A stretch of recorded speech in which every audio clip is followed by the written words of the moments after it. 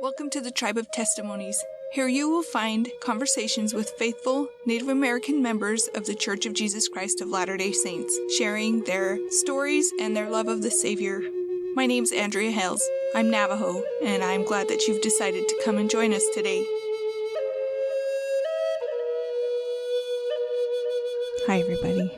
Today my guest is Franklin Keel. I met him last fall at a Book of Mormon conference, and we didn't talk much then. We did go out to dinner one evening with some of the other people, and man, he just feels good to be around.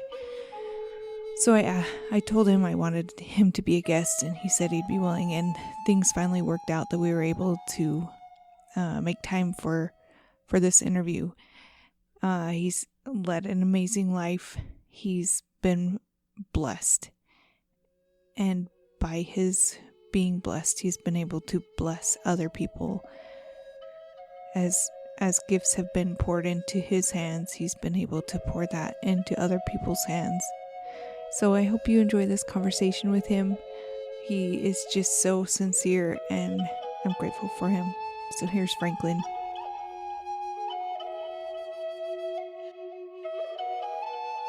I'm in my home today with Franklin Keel. We have had a nice conversation, and we've talked for 20 minutes on a recording that didn't record, so we're going to start over. Franklin, would you please introduce yourself in your tribal way as much as possible? If it's in your language, great. If it's not, that's fine. Not everybody speaks their language, and some languages are dead. I'm Choctaw and Chickasaw. So, and the languages there are quite similar because they were once upon a time the same group of people before they split back in antiquity. And our greeting, traditionally the one I was raised with, is Chinchukma, which means how are you, or are you well? And today most people just say Chukma in question form, and the answer is Chukma, I'm well. A lot of that is unspoken, but Chickasaw, I am Chickasaw, and that is the tribe that I am. I'm actually, I have enough blood quantum for those who know about the 5 tribes of Oklahoma. They were originally removed from the southeast U.S. to what is now Oklahoma. And they were given lands there, or huge parcels of land for each tribe. And that was done under the Dawes Commission, which was created in 1896. And then the part of the Commission's work was to enroll every Indian and determine what blood quantum they had, and set up the initial rolls for the distribution of land, that their land, and so that they could divide it up. And that was all part of the allotment process that the federal government used to help destroy Indian tribal governments. And fortunately, in our case, it did not destroy the 5 tribes. And we're still viable. The Chickasaw Nation is an economic powerhouse in southeastern Oklahoma. And recently, they opened a tribal history center for Oklahoma tribes there in Oklahoma City. And they started that, I believe, around 5 or 10 years ago, the idea, and all the tribes are going to get together and do it, but it ended up being funded mainly by the Chickasaw. So they established it and built it. Yeah, and what is interesting about that for me is that whenever the tribe wanted to get that center started, the church reached out to them, and today, the center actually had its grand opening at the beginning of wasn't it in November? Yeah, 5 or 6 months ago. And they had a center in it with an LDS genealogical service Yeah, there. a family history center, right? Exactly. Yeah. And that's a really wonderful thing. And that was a wonderful outreach by the church, because the church wanted to have some way of reaching the tribes, and that was a wonderful way to do that. And our tribal newspaper wrote about it, and it was in the Oklahoma newspapers. That's so cool. And the Chickasaw tribe was instrumental in that. I thought that was really wonderful. Cool. So, like I said before, I recorded, but I actually didn't record. So, Franklin, would you tell us something that you love about your heritage? A ceremony, a story, a way of life, a celebration, anything that you love about your heritage, especially as it relates to the gospel of Jesus Christ? Well, as I mentioned earlier, my fondest memories of my two grandparents. They were primarily Choctaw and Chickasaw, and they were both full bloods. And my paternal grandfather was also full blood, and but my paternal grandmother had a smaller amount of Indian blood, and but my mother's parents in Pontotoc, Oklahoma, which everyone has heard of, I'm sure. They were wonderful, actually. And I remember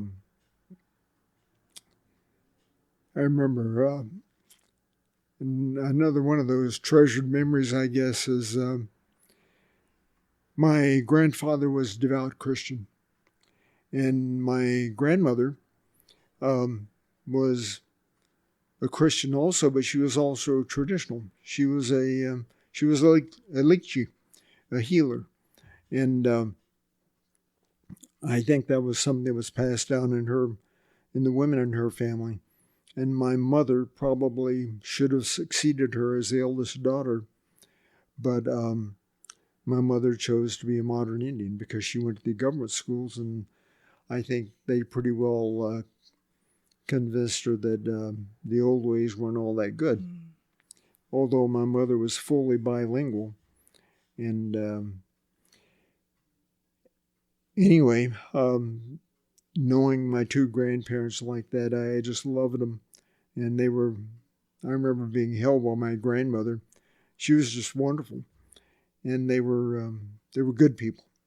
And I remember the Indians back there used to have and had Indian churches, and generally it was Methodist or Baptist. And my family, my grandfather's family, went to Blue Baptist. And my grandfather was well known as a Christian. Uh-huh. And he was, it's hard to find people that know him now, but those who were alive and remembered him all remembered him with great respect because of his faith. And he lived with us before he died in our home. And he was blind at that time. But he was 89 years old. He had been born in 1867. And he was still devout. He would get up from his chair every day 3 times and at bedtime, kneel down and pray. Wow. Then whenever I would go to those churches, when I was a child, my mother would take me and they would have all-night singings. And they would sing hymns all night long and with interspersed with some preaching. But it was a big social event also. And I remember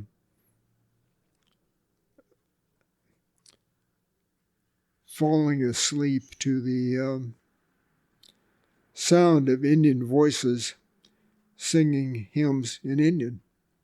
Oh, that's awesome. And in 2005, when they opened the Museum of the American Indian there in Washington, I was able to go as a regional director. And some of my the tribes that I worked with, that I served in the Eastern region, were there. And that's Travis Blue was there, as a matter of fact. Yeah. And he had on his Catawba regalia. And the Eastern Cherokee allowed him to march with them because he was the only Catawba there. Yeah. And so they all knew each other and everything, and that was good. And so anyway, we went there, and they had a Cherokee choir from Oklahoma singing. And I walked in with my wife and daughter and my mother. And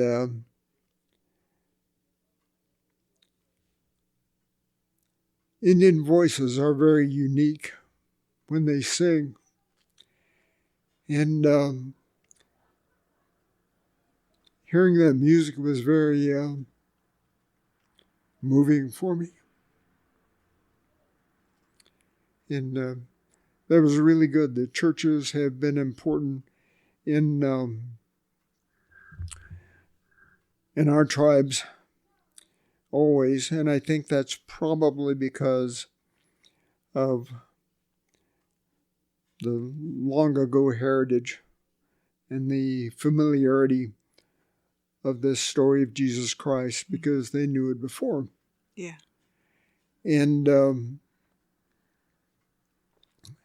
so religion and a relationship with God has always been very important. Even I have never known a traditional Indian or a person in Indian who was raised traditionally who has ever said, I don't believe in God. And people don't stop to think of that. Yeah. We don't have to be convinced there is a God. We know it from the time we're born. We're raised that way. Yeah. And that's the way I was raised. That's the way my parents were raised. And regardless of the how messy or how sin-filled, if you will, even, or out of kilter some of their lives can be, I've never heard any one of those people say, I don't believe in God. That's some good food for thought right there. Thank you. When did you find the gospel of Jesus Christ? I was in law school at the University of Tulsa back in the early 70s. I had earlier been a Foreign Service officer, worked in Athens, Greece at the American Embassy, and spent a couple of years there. And I returned to come to law school because I found I was very disillusioned by what I ran into, at least at my post there in Athens. And I loved the Foreign Service. I was good at it, had a really good officer evaluation, got my first promotion. And to get your first promotion, you had to qualify in the language of the country you were in or another foreign language. And I qualified in modern Greek. And I loved it. It was a good fit for me. Wait, you speak Greek? Yeah, I spent 6 months at the Foreign Service Institute, which is operated, and it's part of the Department of State. Uh-huh. And they give language and area training there, along with other foreign affairs classes. It's their own training institute. And I spent 6 months there in probably a 8 by 12 room with 5 other people who were going to Greece. Uh-huh. And we learned Greek from Greek. Wow. Okay, back to the law school. You went to law school. And anyway, there I was in law school.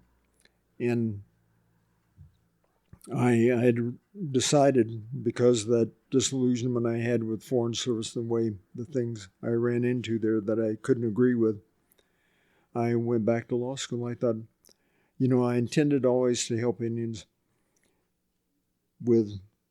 by gaining, I guess first I should explain that back in the 60s, and I'm a child of the 60s, there was an anti-establishment movement among the youth, the hippies and all this, and it was an anti-war movement, basically, against the Vietnam War. And there were always clashes with the anti-war protesters, young people, and those who were in favor of the Vietnam War. And there was always the option of either fighting the system or getting into the system and working from within to make the changes you thought should be made. Right. And that was the course I chose. Yeah. So that's how I got into foreign service, public service. And when I had always had the eventual intention of helping Indians. I don't know why I had that feeling, but I did. And so I went back, and I thought, when I left Foreign Service, I thought probably the best thing I could do would be to go back and go to law school to find an effective way of helping Indians and poor people, and they're usually the same. So I went to law school there, started at the University of Tulsa, and one day I was walking along the hallway and I saw this poster that said, "Ancient America Speaks." And I thought, wow, wonder what that's about. Yeah. And it sounded interesting because I'd had an abiding, long-time interest in American Indian archaeology. Even when I was a kid, 5 years old, if I read something about that, or 6 years old enough to read, I would read it. Yeah. And because I didn't, I was Indian. Yeah. So, and in fact, that's really been the primary part of my identity. You grew up knowing your tribe. I'm Choctaw and Chickasaw. And so I went to the meeting there, but on the poster, down in one of the corners, it had LDS and whatever, and I thought, oh, it was a handmade poster, so that's probably the guy who drew the poster. So I went to the meeting because I thought I wanted to learn more about it. I thought it was going to be an archaeological meeting or anthropological meeting, something like that, or maybe even history. So I went there and walked in, had a seat. There were probably 20 people there. And there were two young men in shirts and ties and an older man with them in a shirt and tie. And I know now he was probably the ward mission leader or stake mission leader or something. And probably ferrying the missionaries around that day. Yeah. But anyway, they said, well, we'd like to start with a prayer. And I had been taught by my Baptist minister how to pray. And I said, golly, wait a minute, is this religious? And but they prayed, and I listened to the prayer, and it was a good prayer because my Baptist minister had been very careful about teaching me to properly pray. Uh-huh. And so I stayed for the film strip and saw all these things, and they closed with with this story, the Joseph Smith story. And they, after that, they said, and they talked about the golden plates. And so they said, any questions? And wow, that's really neat. I thought that was wonderful. Golden plates. I'd never heard this before.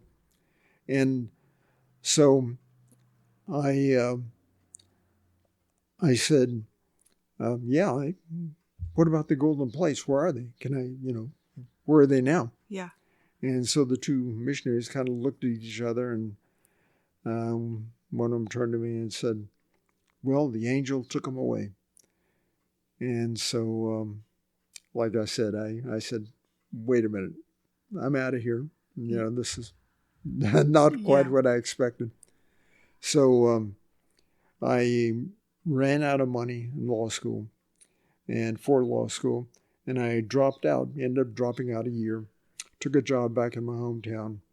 And during that year, of course, I realized that 2 years law school and a quarter would get you a cup of coffee anywhere in town. So I knew I had to go back to law school. But while I was there, there was an article in the local newspaper and a picture of what I now know as a bishop and the missionaries. And the caption said that they were presenting copies of the Book of Mormon free. Yeah.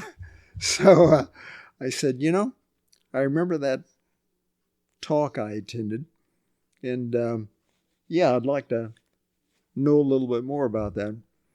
So my coworker and I were driving along one day, and I saw these two young men on bicycles coming the other way. We were on a divided 4-lane highway there in town, and my coworker, who was a Mennonite, and I were driving along. I said, "Hey, Ken, would you honk at those guys and tell them I'd like to, get their attention, and tell them to stop? I'd like to talk to them."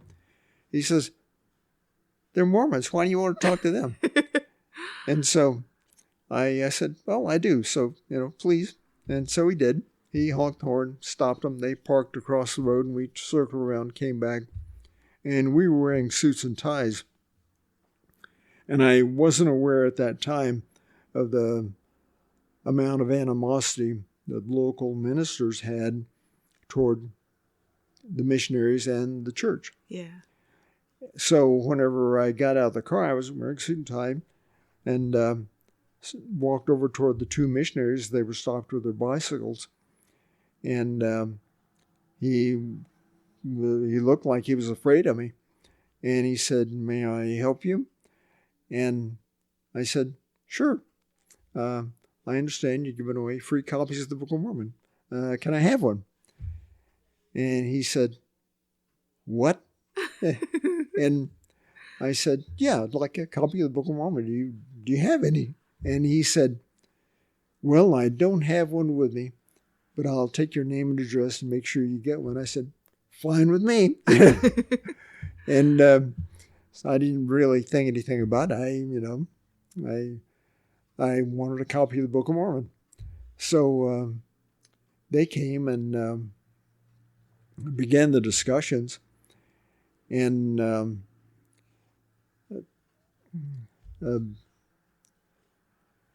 I read the first sentence of the first chapter of the Book of Mormon and knew it was true. And that's I had no idea at that time how important that book would become to me in my life. I have 3 sons, 1 daughter.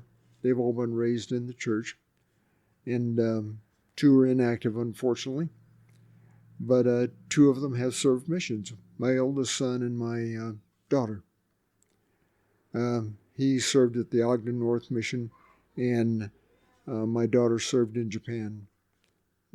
And of course, like any parent of a missionary, I'm proud of them. Yeah. Yeah. That's so great. And I am grateful for the Book of Mormon, and I'm grateful for the Holy Ghost who testifies of it. Not everybody has had the same experience you've had, but you can't deny it.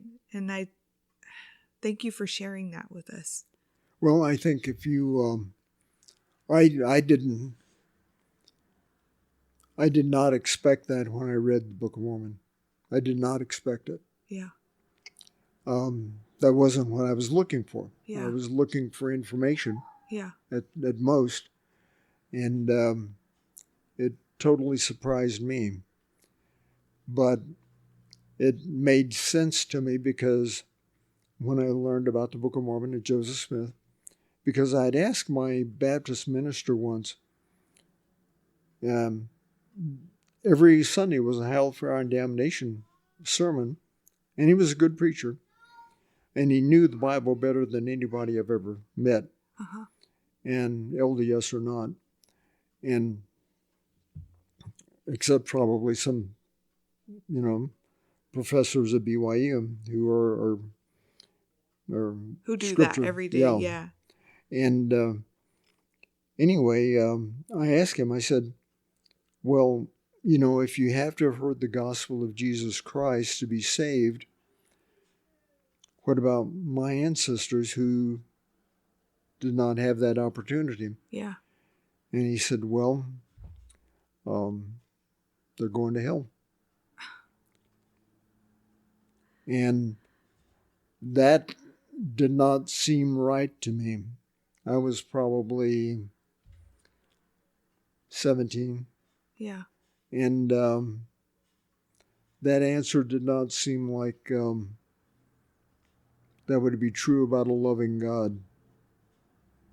And when I discovered the Book of Mormon and the place of the Lamanites within that book and the Nephites,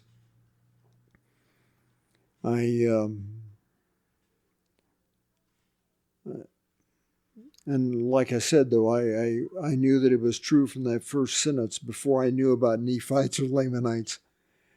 And I didn't get that far, but it's having grown up in southwestern Oklahoma, where Indians are certainly nothing special.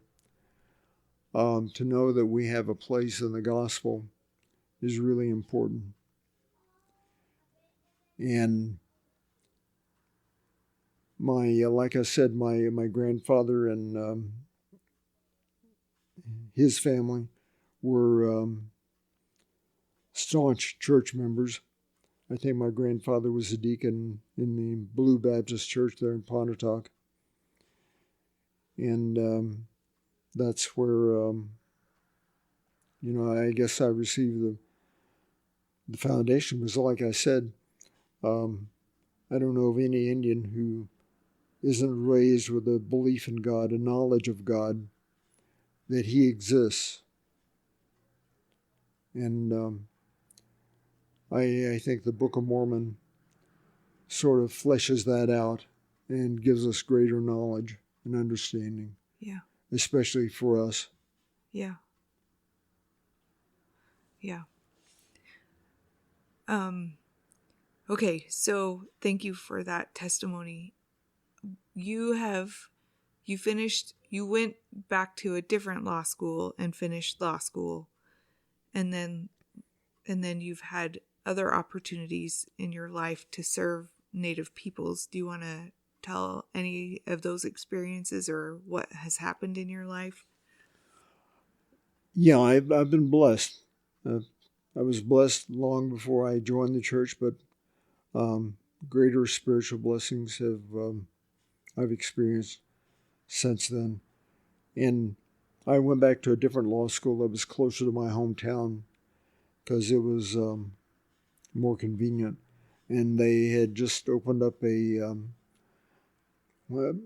first semester I returned to law school. They opened a legal aid office in my hometown, and my primary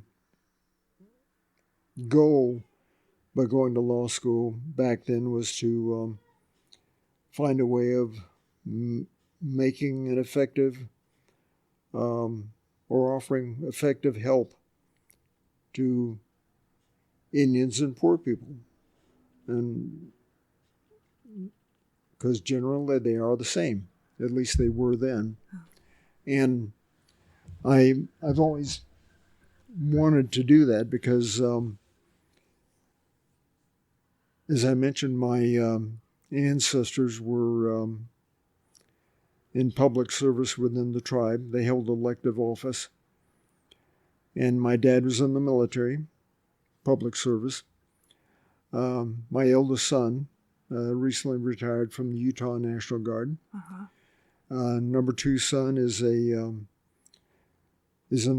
law enforcement, public service. And that has never, the term public service has never been anything shameful to me or my family. Yeah. And so I went down there and worked with legal aid, and by then I was a member of the church, and and I was working there, and as I said, we helped poor people, and we did a lot of good things. Some of the judges and local attorneys were, I should say, the local attorneys were practicing bad law, to be honest, and they were taking advantage of poor people across the board. No. They would, like one particular guy who had a TV repair shop, and he would sell poor people a TV and let them pay it out in installments. And if they didn't make a payment, he would repossess it, take him to court, get his money, the full amount. And when we got there, legal aid, one of our attorneys, who was also, she was, golly, was she Cherokee? She was part Cherokee. And she looked into the law books, UCC, and I guess it's actually UCCC, the Uniform Commercial Credit Code. And she took the back then you didn't have internet legal research or anything like that. You didn't bring you a had printed your books. Yeah, I've seen some of the old guys in D.C. who would carry stacks of law books to show their cases. And anyway, went to court with her since I was a legal intern, and she was a licensed attorney. And she presented the case, showed him the law, and put a stop to that for the poor people, because he was getting his property back, the TV or the stereo, and then getting the full amount they owed him. No. And the poor people ended up with nothing. Plus legal fees. And the law said you either take the property or you seek the money that you're owed, not both. Yeah. So we were able to do things like that. And probably one of the most interesting experiences I had there was I got a call one day from our stake president. He was in Wichita Falls. And I mean, I was a peon, new member of the church, and he knew that I was working for legal aid, and he was an attorney. And he called and he said, I have had a call from a stake president in Colorado, and there is a church member whose husband has deserted her, and she needs to get a divorce from him. And her husband has committed adultery and has left her and will not support her. Mm-hmm. And you work for legal aid. Is she someone you can help? And I said, yeah, I think we can. So I cleared it with my, since she was out of state, I cleared it with my managing attorney there. And it was really interesting because on the phone, this lady had an unusual voice. Yeah. And it was really sort of off-putting. But I was going to help her. So I did everything from Oklahoma when she was in Colorado till we got to a court date, filed the papers for her there in Oklahoma. And as a legal intern, you can go to court and you can actually represent a client in cases involving less than $5,000. At the time, it's probably more now. But you can represent the client with their knowledge that you are a legal intern, that you're not a fully licensed attorney. And So I prepared all the papers and everything, and I briefed the managing attorney because he was going to be the one who actually went to court with her. This was a court proceeding. And I walked in that day, and I'd graduated from law school the week before. And I was really confident because I wasn't going to be up there defending her or representing her. My managing attorney was. Yeah. And I had everything ready for him, had the folder, Yeah. and said, "Well, Cade, here you are. Are you ready to go?" He said, "Can't go. You're going to have to do it." And so there I am, a week out of law school. And fortunately, Oklahoma will give you, after law school, if you work for legal aid or a public defender's office, you can be licensed as an attorney. Wow. No bar? Before the bar results. And it's a practical matter for legal aid. Sure. And public defender. So I said, "Wait a minute." And he said, "You'll be okay, go on." And I knew that we were not going to win this case. Because, number one, this was a poor client. She had no money. And the attorney representing her was from the best law firm in town. Mm. And the judge had been a member of that same firm before he became a judge. Oh. And they didn't like legal aid. They felt like we were taking money out of their pockets. The lawyers didn't. They didn't like us. But this woman, when I went down and met her at the motel the day before the court date, and got to know her, and she was this wonderful, wonderful person, member of the church. And she was Lamanite.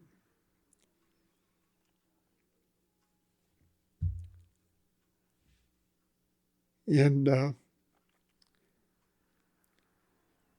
she was just a really, really sweet person. And, you know, I introduced her to my wife. We had her over for dinner that night. And she, when I went over the next day to pick her up at the motel,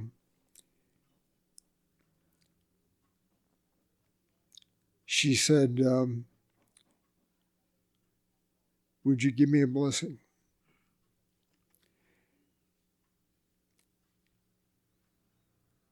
And I knew that there was no way that we were going to win. Me, a week out of law school,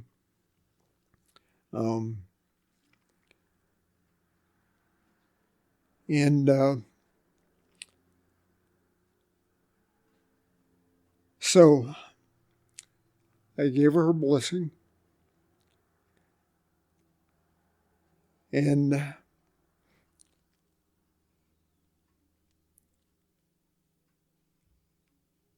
something compelled me to tell her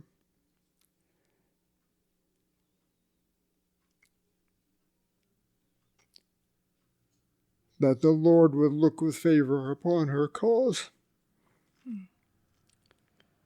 And she was wearing a white pantsuit. So we went into the courtroom, and it wasn't in chambers, it was in the courtroom itself. And the opposing attorney knew he was going to win. I mean, it was all there. He was confident. He had years of experience. I had zero. I was from legal aid. And amazingly enough, the first thing he did, we went in chambers to discuss the case before we went into the courtroom. with the judge. The clients were outside. And so the opposing attorney says, Your Honor, first of all, I want to stipulate to the adultery. Okay. Which is admitting that the adultery had happened, that his client had done that. Yeah. And they were not going to oppose it or argue with it. Yeah. And if I alleged it, so that was decided right then. Yeah. We went out into the courtroom, and we each presented our arguments. And I presented mine, such as it was. And we recessed for about 2 hours. And then my client and I came back. We showed up on time. The other attorney was about 30 minutes late for whatever reason.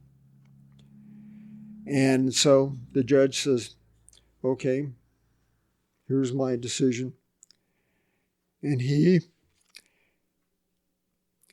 gave this wonderful lady everything we had asked for. Wow. And the opposing attorney and her ex-husband could not believe it. I mean, the look on their face was, this isn't supposed to be happening. Yeah. But he gave her everything that we asked for. And for a long time, I knew that I had been blessed and helped there as her attorney. But I realized later on that I was looking at it through the wrong end of the telescope. The Lord was on her side. I was there to help her get into court. Yeah. And it wasn't me, such as I was, but the Lord blessed that woman. And it was a wonderful miracle to me. And I know that the Lord loves his daughters. Yeah. But again, it was, she was a Lamanite. And it's always been a joy for me to do that. And I've never, sometimes in the Bureau of Indian Affairs, there were cases where BI employees would embezzle money, federal money, tribal money. And a lot of tribal employees do that. They've gone to jail over it.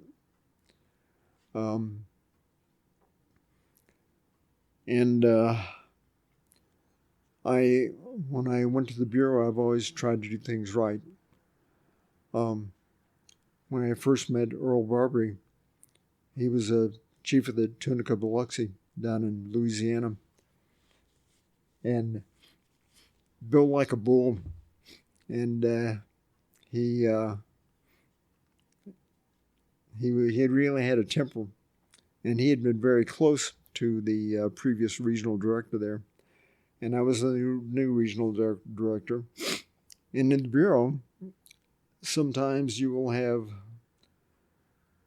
Bureau employees who are either afraid to follow the rules because it'll make their boss unhappy, or it'll make the Indian tribe unhappy, something like that.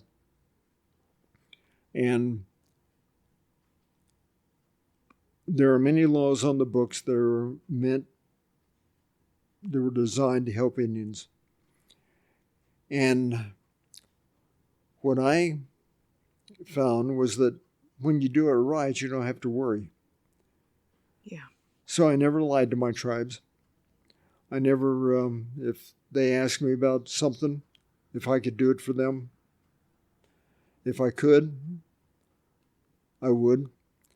If I couldn't, I would explain why, that the law prevented me, the rules, the regulations. And sometimes they didn't like that. And that's what made my first meeting with Earl Barbie so funny, was because he came in, threw some papers down on my desk and said, "Here, if you'll sign these, I'll be on my way." And he would drive from Louisiana to D.C. Oh my. And like I said, he was built like a bull. And I said, "Okay, we'll be glad to review these, make sure they're in order. And if they're in order, I'll sign them, and you can, you'll be able to go ahead with the project that you want." Uh-huh. And he said, "You're not going to sign them?" And I said, "No." He said, "Why not?" "Your predecessor would." And I said, "Well, new sheriff in town. We're going to do it right here. Whenever we do it right, that prevents lawsuits against you or me in the future. Yeah. We do it right, things are going to work better for you, going to work better for me, and that's the only way I'm going to do it." Yeah. And he said, "You're not going to do it then?" I said, "No." And boy, you could see he turned red, and you could practically see the steam coming out of his ears. Uh-huh. And he didn't like me because he had been really close to the previous regional director. And then flash forward about 16 years, he was a really good tribal leader, and he would do anything for his tribe to help them advance, and he made wonderful strides for them. They have one of the most beautiful casinos there in Louisiana, Indian Casino, and they have alligators there in the lobby. Yeah. Live alligators. And it's a really neat place. And of course, you have Cajun food, because that's on the edge of Cajun country down there in Marksville. And anyway, as I said, fast forward 16 years, they had their casino then. And Earl had developed cancer. He was a smoker. And another tribal chairman there, Chief Smith of the Janabana Choctaw, and I went down to see him, to his house. And we hugged, and I said, he said, "I'm going to whip this." And I said, "When you do, you come back up and see me. We're going out to dinner." And he was a wonderful tribal leader. I had great respect for him. And to see how that relationship developed from the day we first met to what it was before he died, it was a blessing. Yeah. And anyway, I was able to work with some of the greatest Indian leaders of the 20th century in my region there. Philip Martin of the Mississippi Choctaw, James Billy, Florida Seminole, Ray Hallbritter, Oneida, New York, and Billy Cypress of the Miccosukee, and then Loveland Poncho down Louisiana. They were, those men are as great as the ones we read about in the history books. They were made for their day. Yeah. They have taken great strides to see their tribe succeed economically, which is my message to the tribes when I first walked into my first day on the job as a regional director. I told them, I said, if you're going to succeed and survive as Indian tribes into the future, into the 21st century, you're going to have to succeed economically. And you tell me where you want to go, and I'll help you get there. And that's what I tried to do. In our tribe, the Chickasaw Nation of Oklahoma is an economic powerhouse in Oklahoma. Our governor, Bill Anatoby, and his former lieutenant governor, till he retired recently, Franklin Keel, made great strides in putting the Chickasaw Nation on the map. They have wonderful programs as a result of those industries and businesses that they have. They put the money back into the tribe. They don't do it per capita. Per capitas will destroy a tribe quicker than anything. Mm-hmm. I've seen it happen. And they're the best. They're as good as any of the leaders of the old days that we read about. They really are, but they are today's leaders, Indian leaders. Mm-hmm.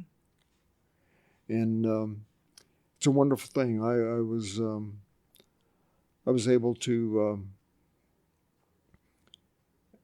get to know Elder Piper a little bit, one of the 70, and he wanted to work with the Chickasaw, and I was going to set up a meeting with him.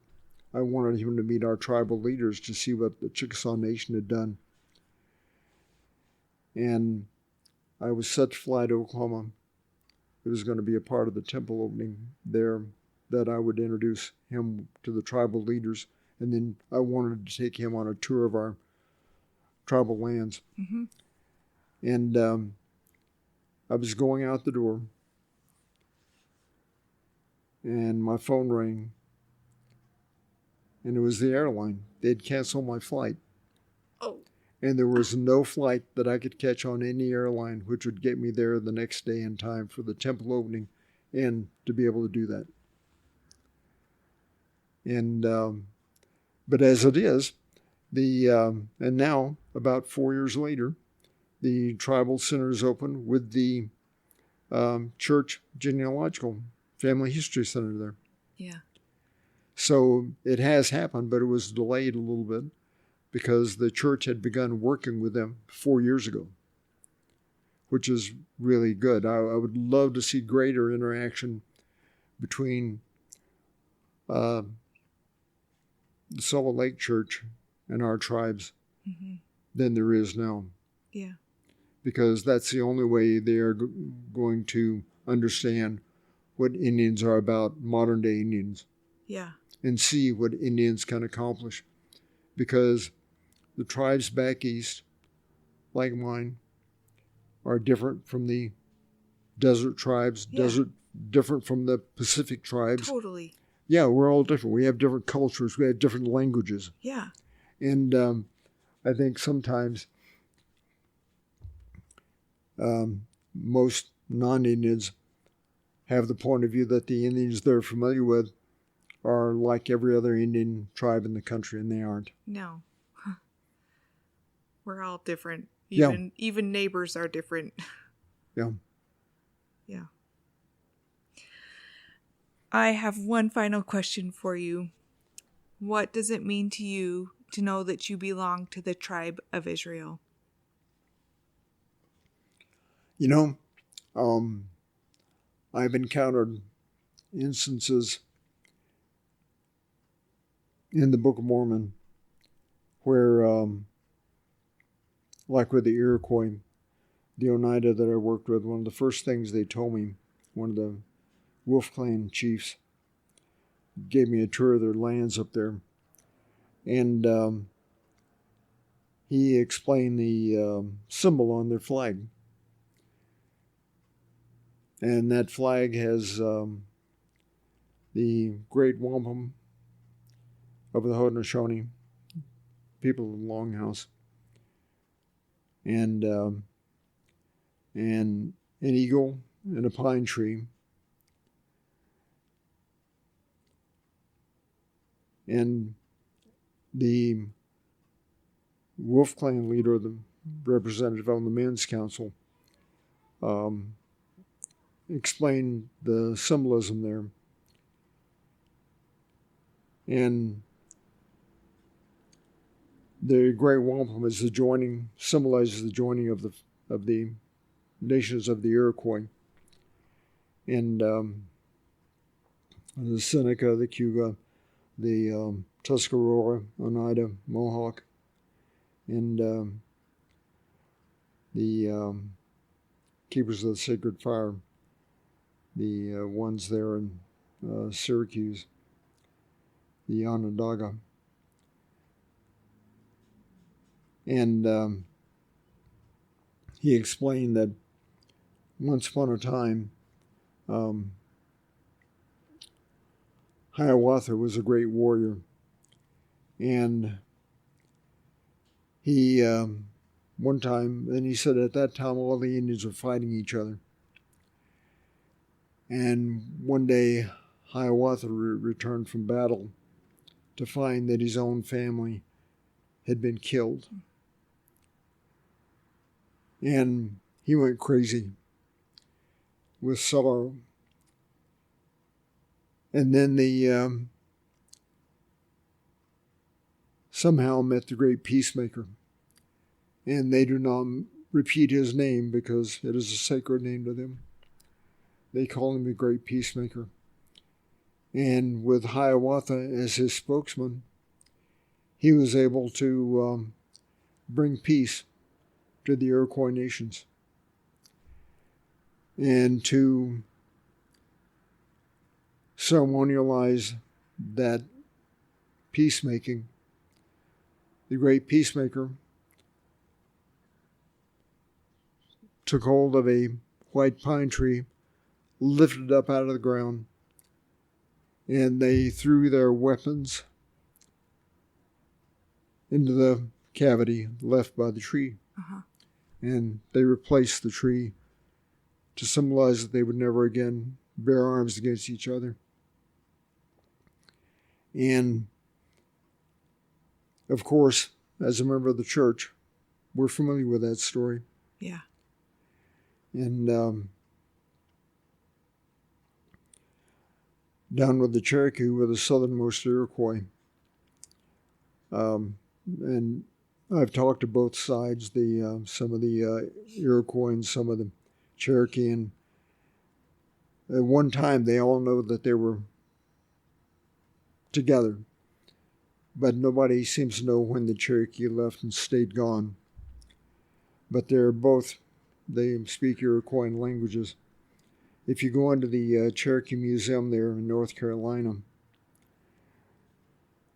on the reservation, the eastern reservation of the Cherokee, they have plaques around the rooms telling legends and things. And I ran onto one that talked about a young Indian warrior, a young Cherokee warrior, whose wife had been captured and carried away, and he got together with his other men in his tribe, and they went to rescue her. The interesting part for me was that the legend specifies that the people who kidnapped her were renegade priests. I've heard that before. Yeah. And working with those tribes was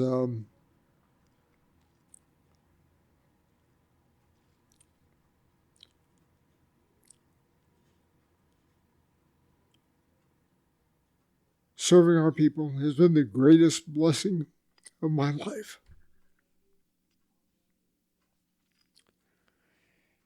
And the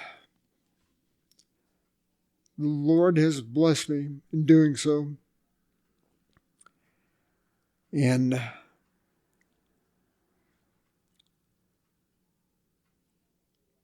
it was a wonderful experience.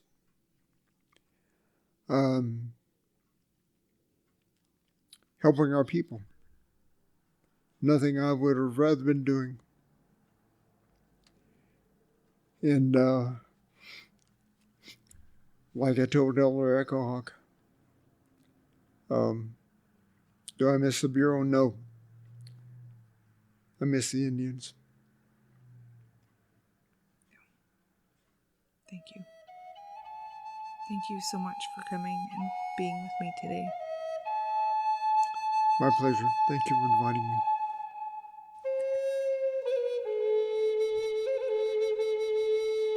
Sometimes I know exactly what I want to talk about at the end of each of these little interviews that I have.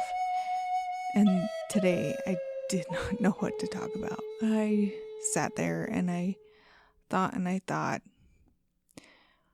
And then I remembered that I wanted to share this with you. About 6 weeks ago, I was at church and my friend came up to me and she says, "Hey, Andrea, I just wanted to ask how your brother's doing." And I said, "Actually, he's doing really well. He told me he feels like he's 100%. She's like, "Oh, good. I'm so glad. I would just have been praying for him. I can take his name off my list that I have by my bed now." And that was about it. And I just was floored. This is not a close friend. I actually really love my ward, everybody, but this friend surprised me. First of all, by asking about my brother's welfare, and then secondly, and she didn't make it a big deal or anything, she just told me that she has a running list of people that she prays for. Wow. I want to be like her. So I've started a list. I update it once a week. And I think about those people on the list. I know people in my ward who have health problems, and I pray for them. I know people who have lost loved ones, and I pray for them. I know people who are dealing with divorce, and I pray for them.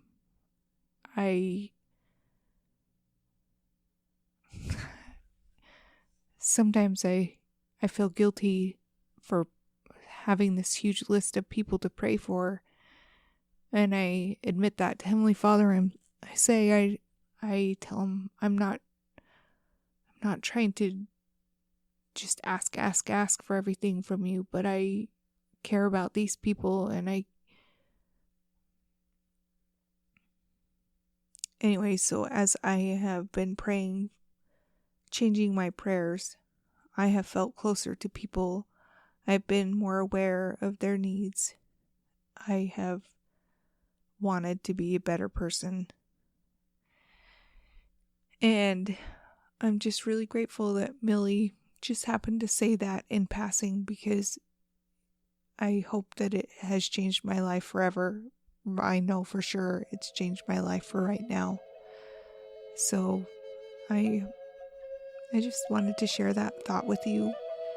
And I hope you have a super wonderful, awesome day. Tribe of Testimonies is not affiliated with the Church of Jesus Christ of Latter-day Saints. The music is a traditional hymn, "Come Thou Fount of Every Blessing," arranged and performed by Kyle Forsyth. If you know someone who might be interested in being a guest, please reach out to me at tribeoftestimonies@gmail.com.